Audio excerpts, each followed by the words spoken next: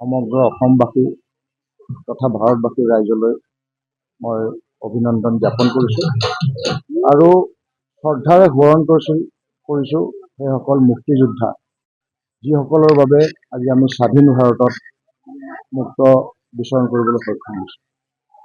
আজি তেখেতসকলৰ বলিদানৰ কাৰণে আজি অসমত আমি স্বাধীন চেতিয়া হিচাপে থাকিব পাইছোঁ। কনকলতা বাইদেউ, পিয়লি ফুকনকে ধৰি যিসকল মুক্তিযোদ্ধা কুশল কোঁৱৰ তেখেতসকলে নিজৰ জীৱন উৎসৰ্গা কৰিলে আমাৰ স্বাধীনতা আন্দোলনত। তেখেতসকলৰ ত্যাগৰ জৰিয়তে আমি এখন স্বাধীন ভাৰত পাবলৈ সক্ষম হ'লোঁ।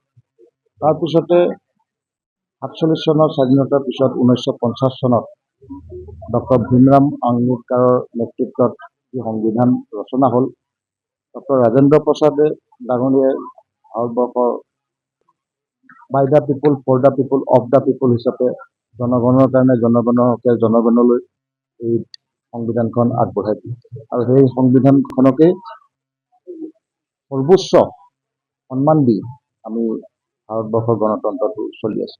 গতিকে আজি এটা বৰ গণতন্ত্ৰৰ কাৰণে শুভ দিন 26 জানুৱাৰীটো, আৰু আমি শ্ৰদ্ধাৰে সকলোৱে সোঁৱৰিছোঁ।